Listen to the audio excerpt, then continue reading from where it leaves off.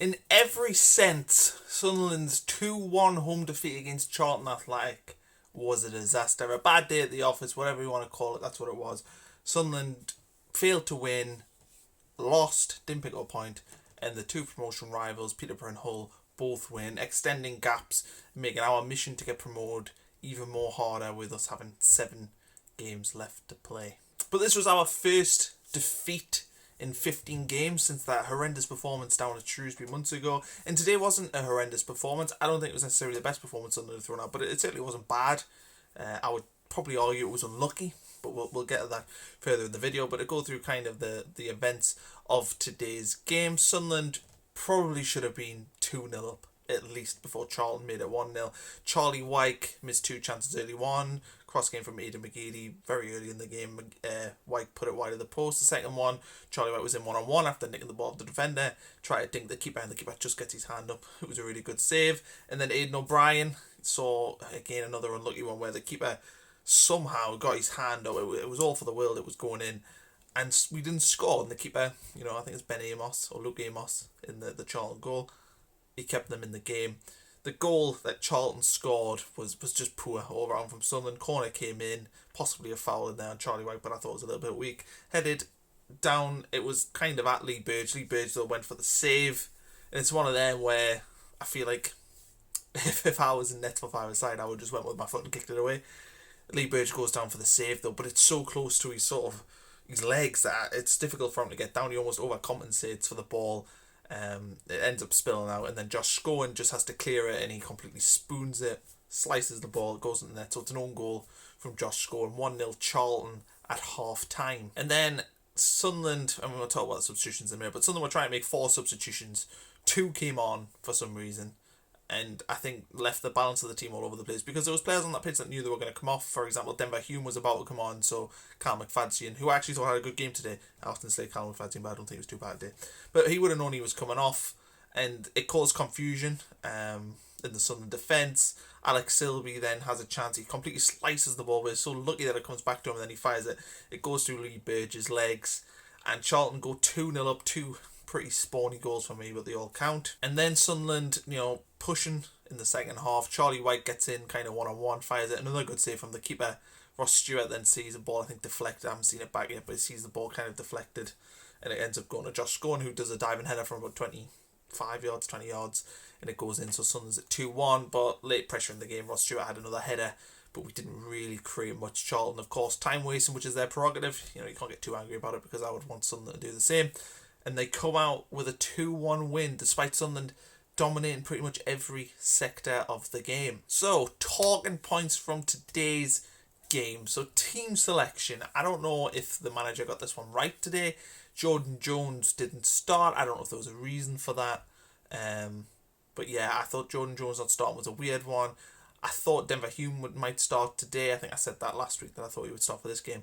McFadzean start, but I actually didn't think McFadzean had a bad game. But all round, though, just poor performances in important positions all across the park today. I think had, Lyndon Gooch, Aidan O'Brien, I put Charlie White in there just because he missed chances that I would expect him to score. But to be honest, he actually had a good game in all other aspects other than his finishing, which is generally the opposite of him this season. I thought Lee Burge probably unhappy with the 2 goals that went in against him.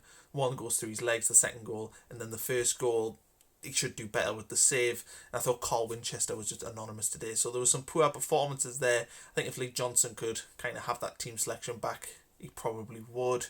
I did think today that we did well with the long ball, so maybe it would have made more sense to have Ross Stewart up there and Aidan O'Brien, whereas I felt like against Peterborough on Monday, he got it wrong by starting Ross Stewart and not Aidan O'Brien, because I think Aidan O'Brien's got that a little bit more energy. Though today we would have benefited from the long ball, because we were trying that quite a bit and we were getting good success from it. Lee Johnson isn't above criticism. I'm a fan of him, and I think he's done a brilliant job since he came at Sunderland. When he came in, the expectation for me was to try and get in the playoffs, and it looks like we're going to do that quite comfortably.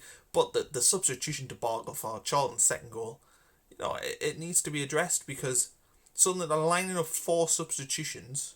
And we saw them do this against Peterborough, so we know it's allowed. You can make 4 substitutions.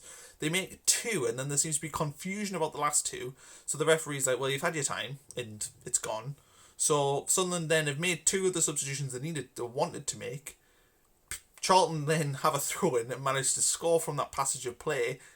and then Sunderland make the other two substitutions. To me, that's unforgivable. That's almost an administrative error from the bench. Maybe Sunderland were disappointed with the fourth official. I don't know. Maybe it was his fault.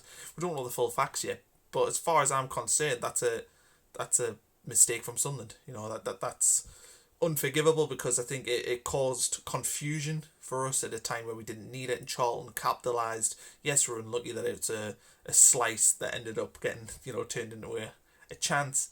But I think that comes from confusion at the back, and I think Lee Johnson should take the blame for that one, because it causes making false substitutions, but only two come on. There's two players on the pitch who know they're coming off but haven't came off. Yeah, I thought that was poor from Sunderland's perspective. But the other talking point really is how unlucky we were today. I mean, we could have been easy 2-0 up before Charlton took the lead, and we dominated the game. You know, we dominated pretty much all aspects. Charlton, you know, I don't think looked particularly dangerous throughout the game. They didn't create many brilliant chances. The goals they scored were poor really on our end rather than theirs, and almost, well, I said spawny, and I would stick to that word. There were spawny goals, there were lucky goals.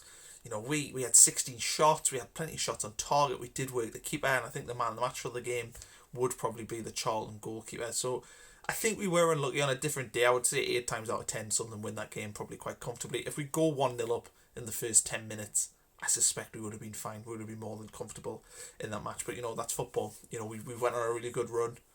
We've won a lot of games recently, and you're not going to win them all.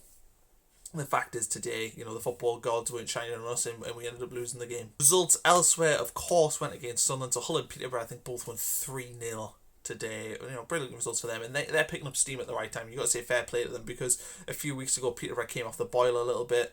I thought we had a good chance to beat Peterborough on Monday. We didn't take it. I don't think we were assertive enough, and we didn't create enough to win that match.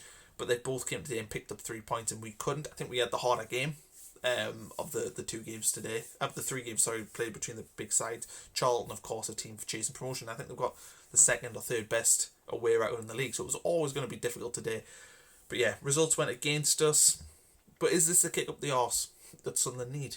You know, we've got a chance now to address things, to I think we've got lucky at times in our recent performances. I don't think we were great against Oxford and managed to pick up a win. I think today we actually played okay, but is it time that Lee Johnson maybe addresses some things and thinks, well, maybe with Bailey Wright potentially coming back, you know, is it time to put in Conor McLaughlin at right back, so we've got more defenders on the pitch, more defensive-minded players? You know, is it time just to rethink things? Maybe put Max Power more permanently into central midfield. Maybe bring Grant Ledbetter in. There's little tinkering things that Lee Johnson can do. Maybe it's time to do that now. You know, we've had that defeat today. I think keeping it exactly the same would be a mistake. You know, you need to tell the players that this isn't okay. We can't afford to lose games. Change it just a little bit. We've got a big enough squad for it. We've got Wigan on Tuesday. Wigan, of course, are a team embroiled in that relegation battle. I think they won today 4-1 at Doncaster, so it's not going to be an easy game there. They've obviously beat us earlier in the season. I think it was Lee Johnson's first game, but this is a must win. A defeat here, and Sunderland are very much outsiders for promotion. At the minute, it's still just about in our hands. If we win all our games to the end of the season, including beating Hull, we would get promoted. It's going to start with Wigan on Tuesday night. You know, we go down to Wigan and don't win, I think it's pretty much curtains for me. I think we'll be 5 points away. We played the same games as Peterborough. I think we'll be 8 behind Hull, so obviously win that game and hand it will go to 3. It's a big ask. If we don't win against Wigan on Tuesday, we can't afford any more slip-ups. That's why it's a must-win game. You know, that it's 100% is. So there we have it. A defeat today. It's disappointing. I would say don't panic. I'm not panicking. I'm still confident we can achieve our ambitions. It wasn't going to be easy. If you thought we were going to go at the end of the season winning every single game, you're probably a little bit deluded. I think I could fall in that category. I think I've been getting, over excited with the way things are going, but I don't think today was the end of the world. I do think we played well. I do think on a different day we would have won. I think we were unlucky, and I think Charlton, probably came away there thinking we got pretty lucky there today. Is what it is. We move on. Big game on Tuesday night. Got to beat Wigan. So thanks for watching today's video. As I said, don't panic. Don't worry. We can still sort this. I'm confident that Lee Johnson has got this. I think Kiri Louis-Dreyfus said when he took over Sunderland there'd be bumps in the road. Well, today was a bump. We have to overcome that bump and continue on with the ultimate goal, which is promotion.